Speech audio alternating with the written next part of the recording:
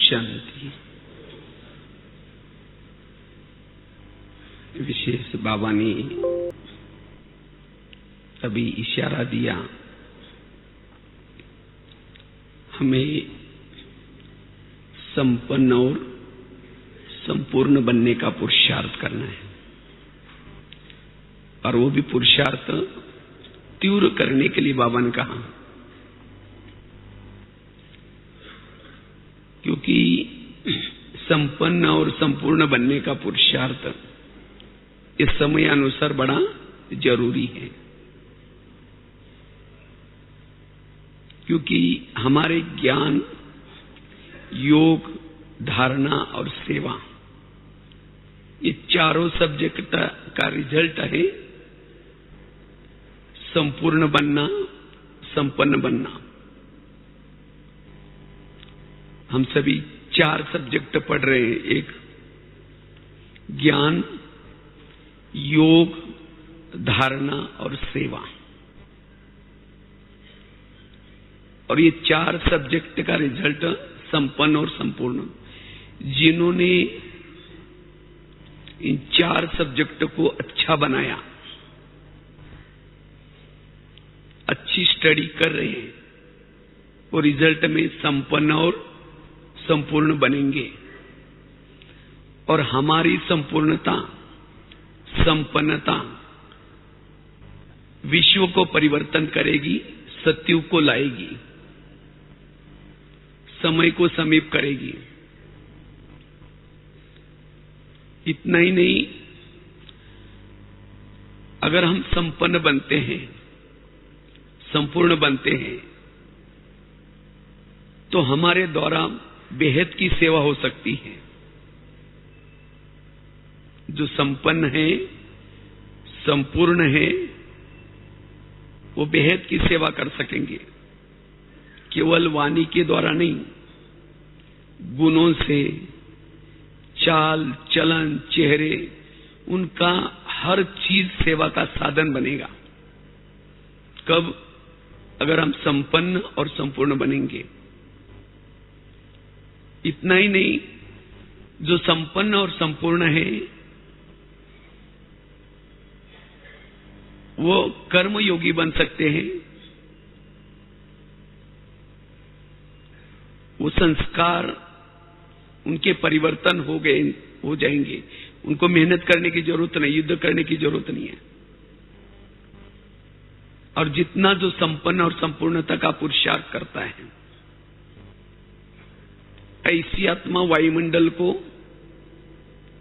शक्तिशाली बना सकती है।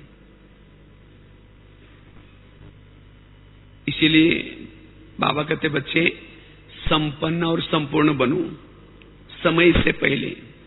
और जो संपन्न और संपूर्ण है, उनका पद भी ऊंचा होगा। ब्रह्मा बाबा भी संपन्न बने, संपूर्ण बने। वैसे आप सभी ने अभी 18 जनवरी मनाया, तो ये 18 जनवरी हमें क्या याद दिलाती है? अब घर चलना है, बाप समान बनना है, कर्मातीत बनना है,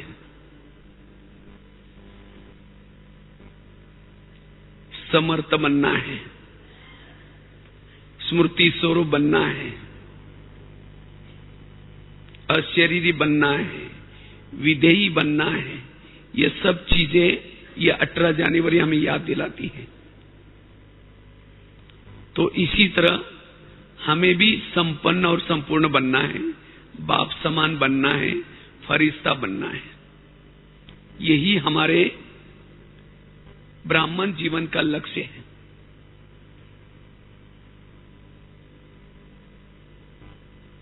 अगर हम संपन्न और संपूर्ण बनते हैं, तो हमारे अंदर कुछ लक्षण दिखाई पड़ेंगे। पता चलेगा ये आत्मा संपन्नता के नजदीक जा रहे हैं, ये संपूर्णता के नजदीक जा रहे हैं। ऐसी आत्मा मान, अपमान, निंदा, स्तुति, ग्लानि समान रहेगी, कोई भी उसके संकल्प विकल्प नहीं चलेंगे।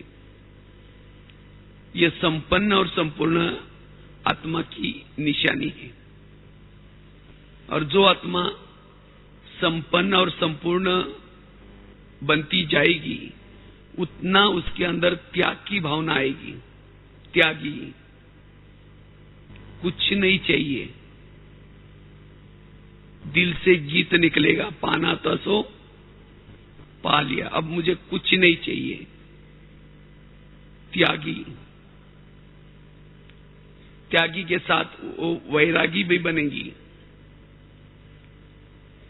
दुनिया से वैराग, संस्कारों से वैराग, विकारों से वैराग, ये लक्षण है संपन्न और संपूर्णता आत्मा की। इसके साथ जो संपन्न और संपूर्ण आत्मा बनते जा रहे हैं या पुरुषार्थ कर रहे हैं, ऐसी आत्मा सर्व गुणों से संपन्न नजर आएगी। अंतर्मुखी, एकाग्रचित, एकांतवासी, सदा संतुष्ट। उसका चेहरा खिले हुए गुलाब की तरह होगा। वो सहन शक्ति की देवी या देवता होगी। उसके मन में निगेटिव सब खत्म हो जाएगा, मन स्थिर बन जाएगा।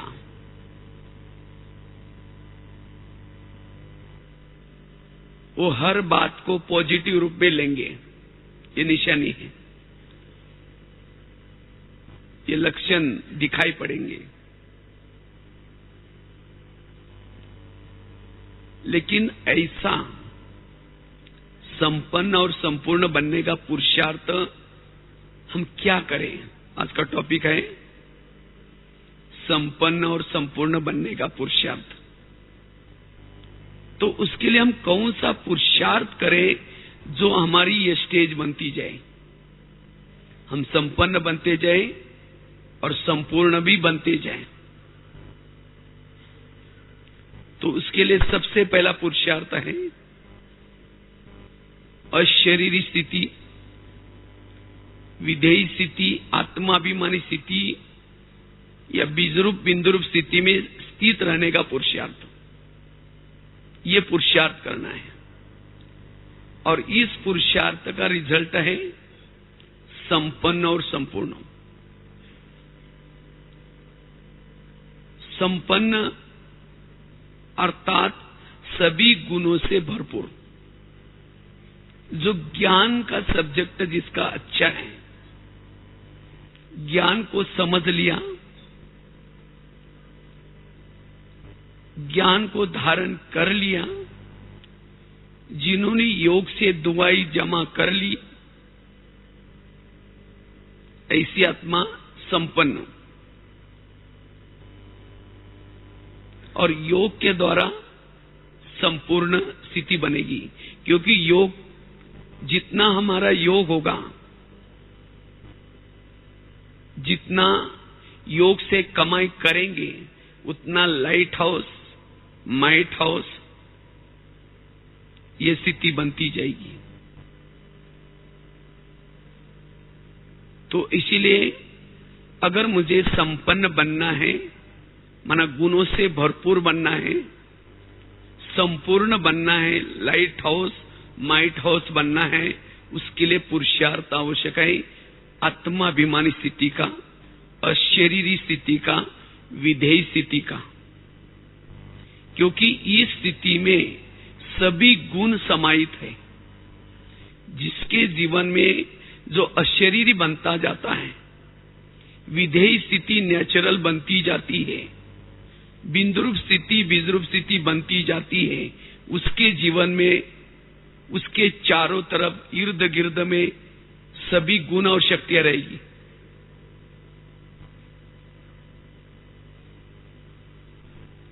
अर्थात वो सभी गुणों से संपन्न, और जिसके जीवन में गुण संपन्न है वो आत्मा, तो स्थूल चीजें भी उसको कोई कम नहीं होंगी, स्थूल चीजों से भी संपन्न। गुण और शक्ति से जो संपन्न है, उसकी बुद्धि कोई भी पराई बातें, पुरानी बातें उसके अंदर नहीं फंसेगी। जो विधेयी स्थिति का पुरुषार्थ करते हैं, ऐसी आत्मा की बुद्धि कहीं भी फंसेगी नहीं। वो कोई भी बातों के प्रभाव में नहीं आएंगे, जिसको ही बाबा दूसरे शब्द में कहते हैं न्यारा। और जितना वो न्यारा बनता है, शरीर से न्यारा, संबंधों से न्यारा, दुनिया से न्यारा, विकारों से न्यारा, उतना वो आत्मा सबका प्यारा बनता जाएगा। तो इसीलिए अगर संपन्न बनना है, संपूर्ण बनना है, हमें धून लगानी है अशरीरी बनने की, विधेयी बनने की, बीजरूप या बिंदुरूप बनने की। ब्रह्मा बाबा संपन्न बने। बाबा ने इस अशरीरी की मेहनत बहुत की। आत्मा हूं, आत्मा हूं, ये मेहनत बहुत बाबा ने की। और इसी मेहनत से बाबा कर्मातीत बने, संपन्न और संपूर्ण बने। तो अगर मुझे संपूर्णता का कदम आगे लेना है, तीव्र पुरुषार्थी बनना है, तो इस 2013 में ये पहला लेसन, इसके ऊपर जोर देने की जरूरत है। घड़ी घड़ी ये स्मृति रहे मैं कौन हूं। इससे ही लाइट हाउस, माइट हाउस स्थिति बनेगी। इससे ही गुण और शक्तियों से संपन्न बनेंगे, संपूर्ण बनेंगे। इसलिए बार बार इस अभ्यास की स्मृति, और ये अभ्यास मेरा नेचुरल बना रहे। सारा दिन मेरी कर्मों में भी संपन्न स्थिति रहे, संपन्न स्थिति रहे। इसके लिए जिसने अमृत वेला अच्छी तरह किया, क्लास के पहले योग का अभ्यास किया, मुरली को ध्यान से, अटेंशन से सुना, वो देही अभिमानी बन सकते हैं, अशरीरी विधेयी बन सकते हैं। और ये उसकी सवेरे 8 बजे का जो तक का टाइम है, जिन्होंने इसी समय तक मेहनत की, ये मेहनत उसको सारा दिन गुणों से संपन्न रखेगी और संपूर्ण भी बनाने में मदद करेगी। क्योंकि जिन्होंने 8 बजे तक ये मेहनत की है, वो सारा दिन कर्मयोगी बन सकते हैं। क्योंकि इसी मेहनत से, इसी पुरुषार्थ से, इसी अशरीरी स्थिति से हमें अतीन्द्रिय सुख मिल जाता है। जो अतीन्द्रिय सुख आत्मा की जन्म जन्मांतर की प्यास बुझाती है। और जिन्होंने अतीन्द्रिय सुख का अनुभव किया है, वो सारा दिन उसकी मन और बुद्धि कहीं भी फंसेगी नहीं, कहीं भी अटकेगी नहीं। उसके मन बुद्धि को कोई भी बांध नहीं सकता, फंसा नहीं सकता।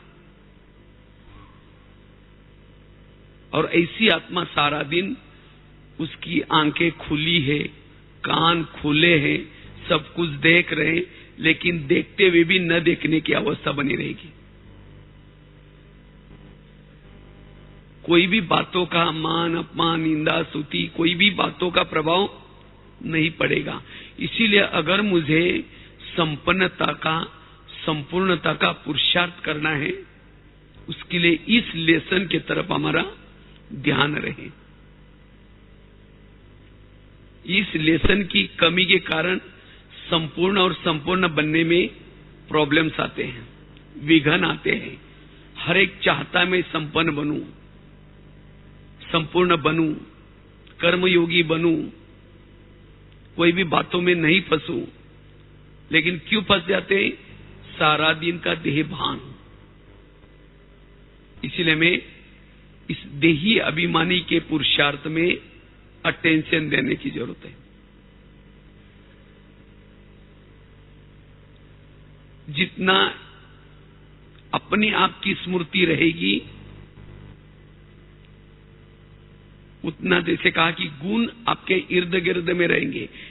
पुरुषार्थ है अशरीरी का, विधेय स्थिति का, गुण उसके फल है। पुरुषार्थ करने से फल अपने आप लगते हैं, फलों का पुरुषार्थ करना नहीं पड़ता है। हम सहनशील बनना चाहते हैं, अंतर्मुखी बनना चाहते हैं, एकाग्र बनना चाहते हैं, लेकिन आत्माभिमानी स्थिति में नहीं रहते, वो अनुभव नहीं होगा। तो आत्माभिमानी बनने से एक एक गुण का पुरुषार्थ करने की जरूरत नहीं, सब गुण और शक्तियां आपसे चिपक जाएंगे, अपने आप आ जाएंगे।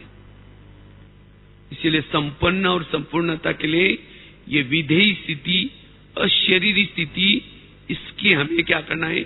मेहनत करनी है, ये पुरुषार्थ है। तो इसलिए विशेष हमें इसका ध्यान, इससे हमारी लाइट हाउस माइट हाउस स्थिति रहेगी, इससे सारा दिन बाबा से कनेक्शन बना रहेगा। चलो 2 मिनट।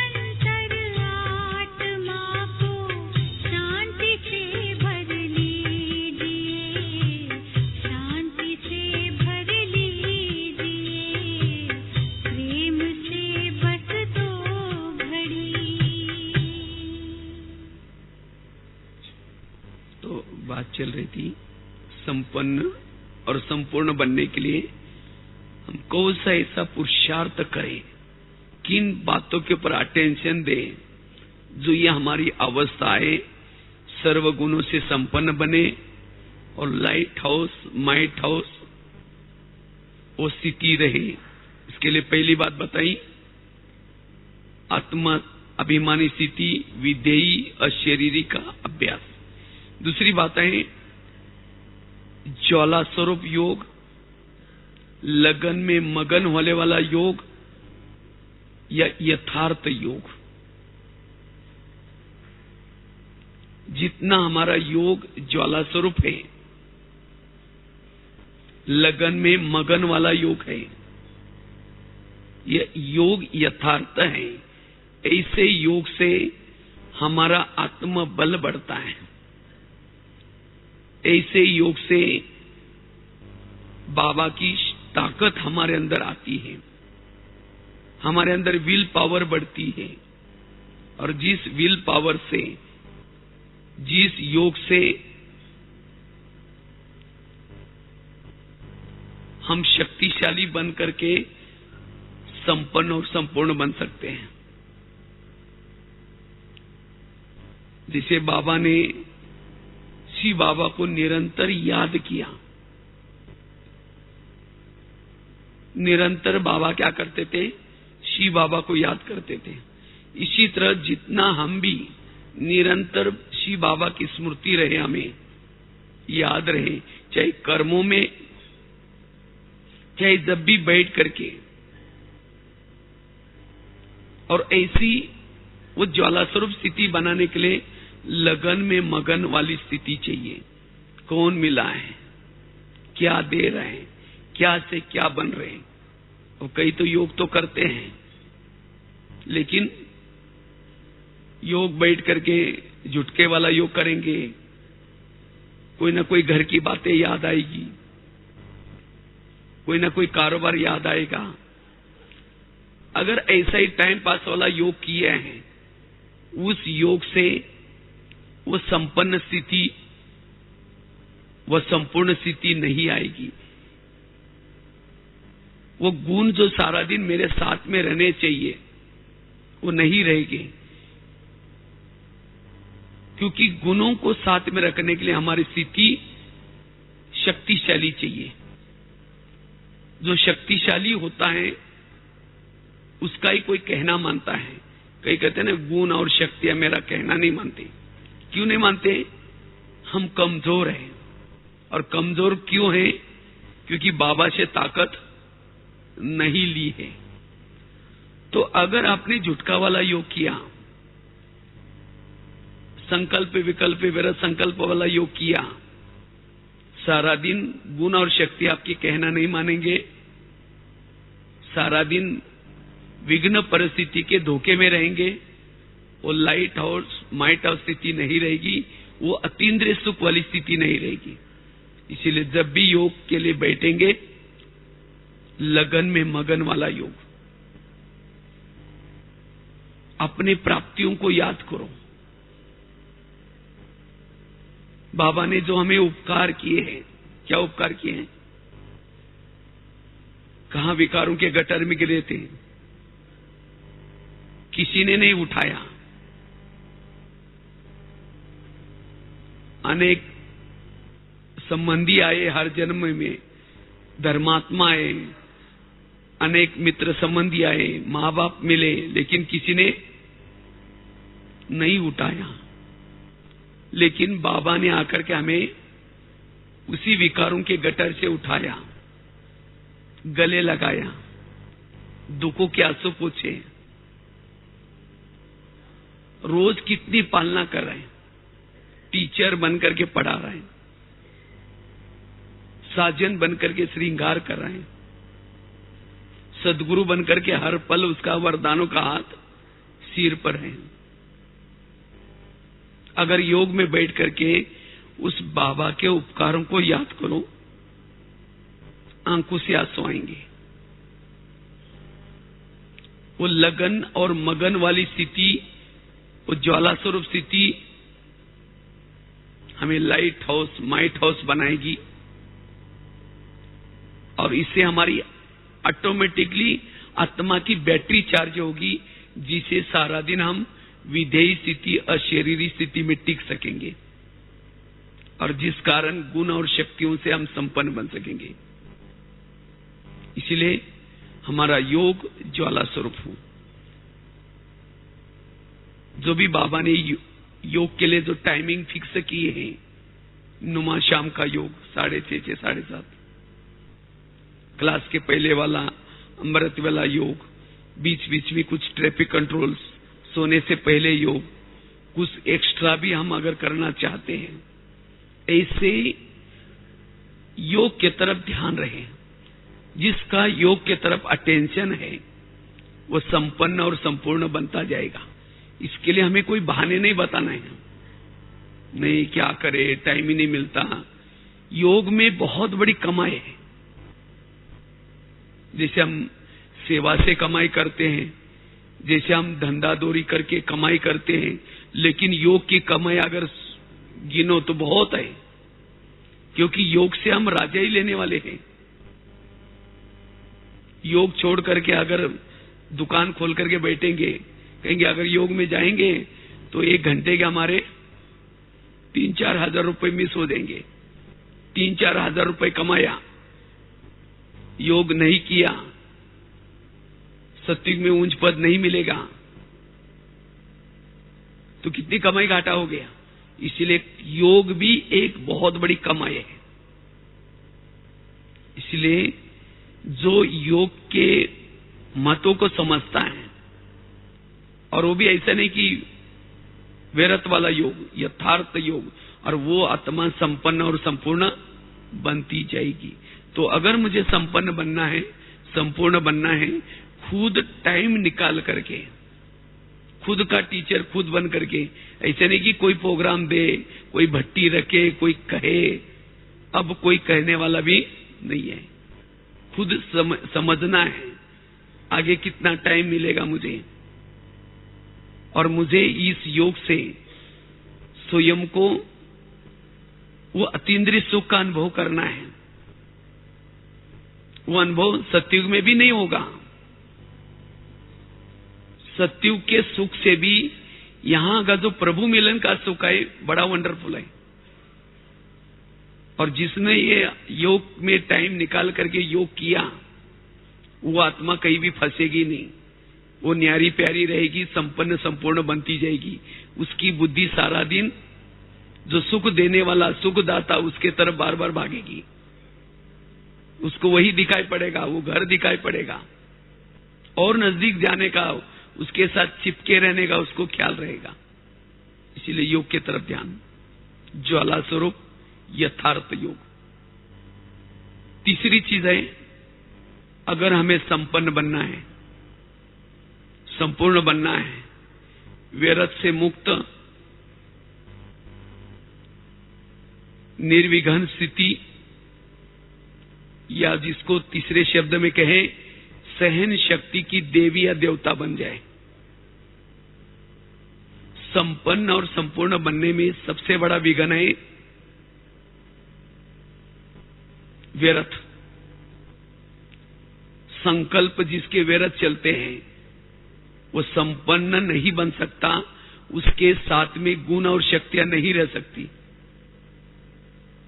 क्योंकि जिसके मन में निगेटिव चलता है, पहले तो सहन शक्ति चली जाएगी, सहन शक्ति गई, उसकी 7 बहनें वो भी चली जाएगी, और अष्ट शक्तियां चली गई, अष्ट शक्तियों के बच्चे हैं दैवी गुण, वो भी चले जाएंगे। और जिसके साथ में गुण और शक्तियां नहीं, वो आत्मा लाइट हाउस माइट हाउस नहीं बन सकती। इसीलिए अगर मुझे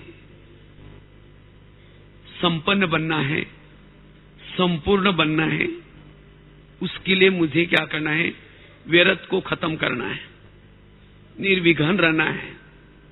और उसके लिए बाबा ने कहा सहन शक्ति की देवी बनो या देवता बनो।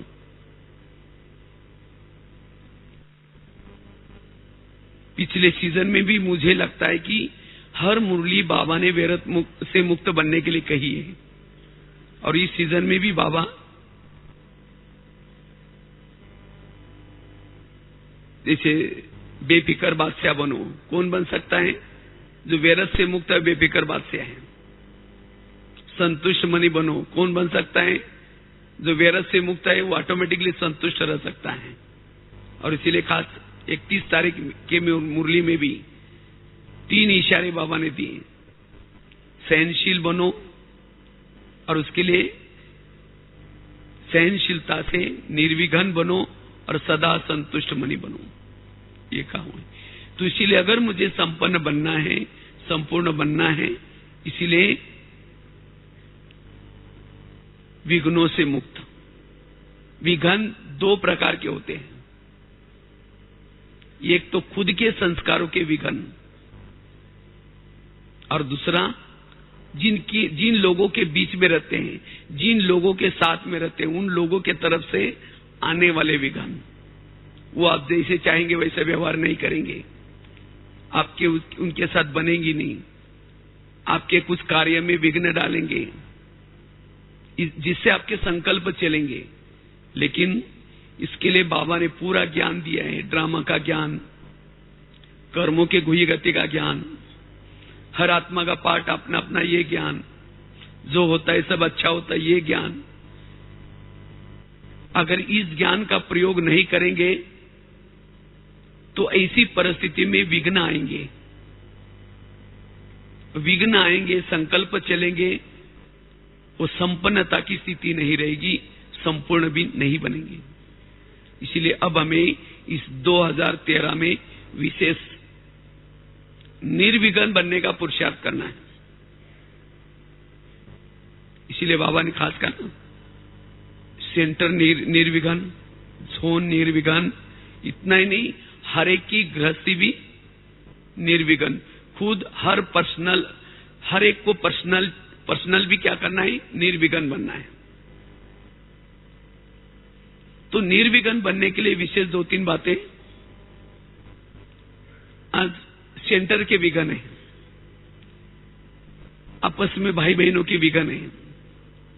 कई सोचते हैं हमारी दीदी ठीक नहीं है, ये दीदी को बदलना चाहिए, इसके लिए उसके प्लानिंग बना रहे हैं, बड़ों को कंप्लेन कर रहे हैं, सारा दिन उसकी बुराई कर रहे हैं, आपस में गुटबाजी करके पर चिंतन करते रहते हैं। ऐसे आत्मा संपन्न कहां बनेगी? आए थे किसके लिए? दीदी को निकालने के लिए आए थे या खुद को सुधारने के लिए आए थे? दूसरे को सुधारने में लगे हैं। वो आत्मा संपन्न नहीं बन सकती। और क्यों दीदी की बातें हमें अच्छी क्यों नहीं लगती? आज वो बहन को बिठाया, किसने बिठाया? यज्ञ किसका है? यज्ञ बाबा का है। बाबा जानता है किसको कहां बिठाना है। तो भी हम खुद को समझदार बन करके गलतियां निकाल रहे हैं। इसीलिए बाबा ने अभी भी कहा ना, यज्ञ में जो कुछ चल रहा है, सब कुछ चल रहा है, सब एकदम सब अच्छा कर रहे हैं। जब बाबा को सब अच्छा दिखाई पड़ रहा है और हमें कैसा दिखाई पड़ रहा है? बुरा। अगर बुरा दिखता है मतलब वो बुराई मेरे में है। जैसी दृष्टि वैसी अपने आप को बदलो, अपने दृष्टिकोण को बदलो, इसमें टाइम वेस्ट न करो, तब संपन्न बनेंगे। इसीलिए निर्विघ्न बनना है। आज कोई इशारा करता है बहने, तो हमें वो इशारा चुभ जाता है। कईयों को लगता है मेरे अंदर इतनी विशेषता है, इतने गुण हैं, लेकिन ये बहनें हमें चांस ही नहीं देती। इसीलिए बड़ों के साथ टकराव है। अगर पतंग कहे मैं तो चाहता हूं आकाश में उड़ जाऊं, आकाश को छू के आ जाऊं, लेकिन क्या करे, इस व्यक्ति ने मेरा धागा अपने हाथ में पकड़ा है, इसीलिए मैं आकाश में नहीं जा सकता हूं। अगर वो व्यक्ति धागे को छोड़ देगा तो धागा कहां जाएगा? वो पतंग कहां जाएगा? आकाश में छूने के लिए जाएगा या धरती पर आ जाएगा? वो नीचे आ जाएगा। उस व्यक्ति का धन्यवाद जिसने धागा हाथ में पकड़ा हुआ है। क्यों? उसकी तो उस पतंग को उड़ाने की शुभ भावना रहती है। वो चाहता है मेरा पतंग ऊंचे से ऊंचे जाए, लेकिन उसने धागा क्यों पकड़ा है? क्योंकि कई पेड़ में अटक न जाए, कहीं कोई बिल्डिंग में लटक न जाए, कई तारों को के अंदर फंस न जाए। इसीलिए वो क्या करता है, वो अटकने से बचाने के लिए वो धागा पकड़ा हुआ है। इसीलिए इसी तरह अगर कोई बहन आपको कुछ कहती है, कुछ इशारा देती है, क्यों देती है? उनकी तो आपके लिए शुभ भावना है, आज तक जो पतंग उड़ा है, किसने उड़ाया? उस व्यक्ति ने तो उड़ाया था ना। तो इसी तरह आज तक आप जो भी उड़े हैं, जो भी ऊंचे गए, किसके कारण उड़े हैं? उनके कारण तो उड़े हैं ना। तो आज हम कई चक्कर में फंस न जाए, कोई नियम मर्यादा का उल्लंघन न हो जाए, इसीलिए वो हमें इशारा करते हैं। इसीलिए उनका धन्यवाद ये हमारे दिल से निकले, न कि उनकी कमी देखते रहे, बड़ों को सुनाते रहे, और तब हम निर्विघ्न रह सकते हैं। इसीलिए अगर मुझे कोई इशारा करता है, कोई कहता है, ये भी मेरे कल्याण के लिए। इसलिए हमें कोई हमारी किसी के लिए कंप्लेन ना हो। मेरी किसी के लिए भी कंप्लेन नहीं है। ये यज्ञ बाबा का है। बाबा ने जिनको निमित्त बनाए सब कुछ ठीक चल रहा है। इसीलिए मुझे किसी की कमी कमजोरी को गिनने की जरूरत नहीं, ना चिंतन करने की जरूरत है। इससे मेरा योग टूट जाएगा, ना मेरे अंदर गुण रहेंगे, ना सहन शक्ति रहेगी। इसीलिए मुझे अब इस 2013 में ये धून लगाने मुझे संपन्न बनना है। मुझे इन सब व्यर्थ बातों को छोड़ देना है, तब संपन्न बनेंगे, संपूर्ण बनेंगे। दूसरी बात है, आज विघ्न क्यों आते हैं? आप अच्छे हैं, आप बुरे नहीं है, तो भी कोई ग्लानि करता है, कोई बुरी बातें डालता है। हम क्या करते हैं? उसका चिंतन करते हैं, औरों को सुनाते हैं, और तब जाकर के विघ्न कम होने के बजाय बढ़ता जाता है। इसीलिए ऐसी व्यर्थ बातों का ना चिंतन करें, ना किसी को बताएं। उन बातों को बुद्धि से निकाल दो, वो आत्म संपन्न बनेगी। कोई भी निंदा करे, ग्लानि करे, कुछ भी बोले, हमें उसको बुद्धि में नहीं रखना है। व्यर्थ बातों को बुद्धि में नहीं रखना है। बहुत सुंदर एक घटना जो मैंने अभी कुछ दिन पहले एक मासिक में लिखी थी। एक व्यक्ति ने एक गधा खरीद किया, और जब गधा खरीद किया, वो गधा कुछ कारण से कुएं में गिर गया। जब कुएं में गिरा तो उस मालिक को लगता है अभी उसको निकाले नहीं निकाले, क्या करें। तो लास्ट में सोचता है वैसे बुढ़ा हो गया, अब क्या करना है निकाल करके। तो आसपास वालों को बुलाया और कहता है कि मेरा गधा जो है कुएं में गिरा है, और उसको क्या करना है, उसी में दफनाना है। तो दफनाने के लिए आसपास वालों को, लोगों को फावड़ा लेकर के बुलाया। सब लोग फावड़ा लेके आए, और क्या करते हैं, मिट्टी डालते हैं। गधा तो जिंदा था, वो तो चिल्लाना शुरू करता है। जब चिल्लाता है कोई नहीं सुनता, मिट्टी डालते रहते हैं। चिल्ला चिल्ला करके आखिर वो शांत हो गया, और वो क्या करता है, जो भी ऊपर से मिट्टी आती थी उसको झाड़ करके नीचे गिराता था, झाड़ करके नीचे गिराता था। वो पैर के नीचे उसकी मिट्टी का ढेर बनता गया, और उसी ढेर से वो धीरे धीरे कुएं से बाहर आ गया।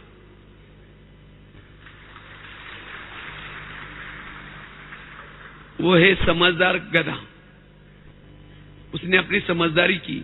अगर वो कुछ न करता पुरुषार्थ, तो मिट्टी आते आते वो जिंदा ही क्या होता, उसने खत्म हो जाता। इसी तरह आज आपको भी कोई ईर्ष्यावश, घृणावश ऐसी बातें डालेंगे, दबाने का कोशिश करेंगे, लेकिन आप क्या करो, ऐसी बातों को ना चिंतन करो, ना किसी को सुनाओ। आप सत्य है, सत्य रहो। उन बातों को सहनशील बन करके रहो। ऐसी बातों को झाड़ करके नीचे गिरा दो। तो वही बातें कुछ दिन तक अगर आप सहन करेंगे, वही बातें आपके उन्नति का साधन बन जाएगी। वही बातें आपको संपन्न और संपूर्ण बना देगी। वही बातें आपको आगे बढ़ाएगी। इसीलिए बाबा कहते बच्चे क्या करो, समझदार बनो। समझदार किसको कहेंगे, जो व्यर्थ बातों का चिंतन नहीं करते, किसी को ना ही सुनाते, विष को भी अमृत बना करके पीना, यह है समझदारी। वर्तमान समय विष को भी अमृत बना करके पियो, यह है समझदारी। निगेटिव बातों को पॉजिटिव बना करके क्या करो, बीती को भूल जाओ। और जो ऐसा पुरुषार्थ करेंगे वही संपन्न और संपूर्ण बनेंगे। उसके साथ में गुण रहेगी, शक्तियां रहेगी, और वो लाइट माइट बनता ही जाएगा, अशरीरी विधेयी बनता ही जाएगा। इसीलिए अगर मुझे संपन्न बनना है, संपूर्ण बनना है, तो ये बातें तो सबके सामने आई है, बड़ों के सामने आई, शिव बाबा के सामने आई, ब्रह्मा बाबा के सामने आई, हमारी दीदी दादियों के सामने आई, तो हमारे सामने भी आएगी। लेकिन इस बातों का हमें ज्ञान के आधार से क्या करना है, उसको पॉजिटिव लेना है। क्योंकि हो सकता है यही बातें हमारे कोई पिछले जन्मों का हिसाब किताब होगा।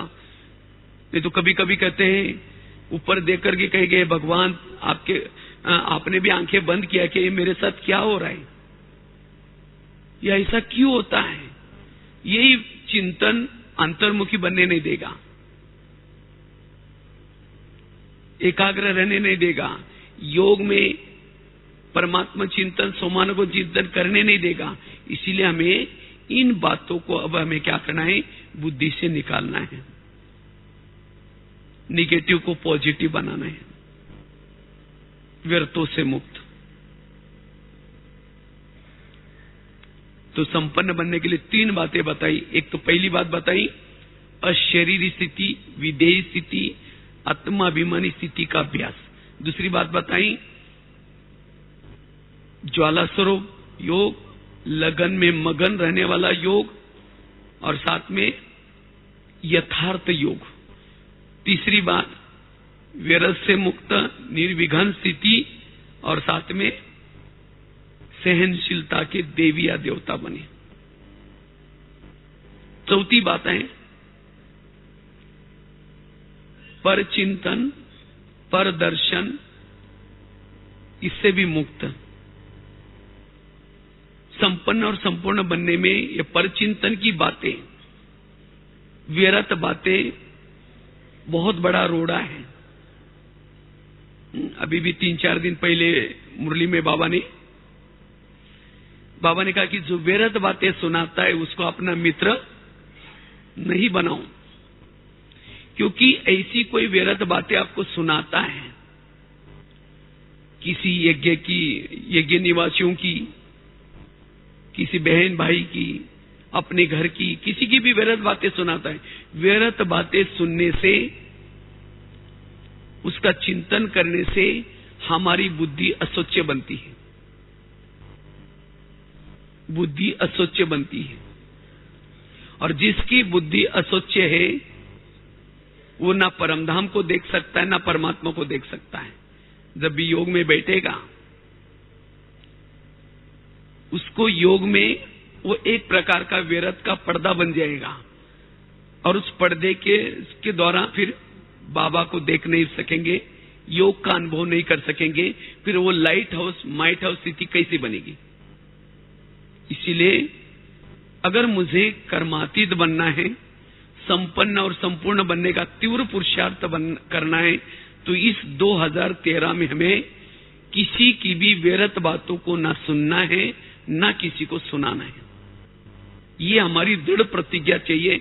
ये है पुरुषार्थ, और इसी पुरुषार्थ का रिजल्ट में आप संपन्न और संपूर्णता के नजदीक जाते रहेंगे।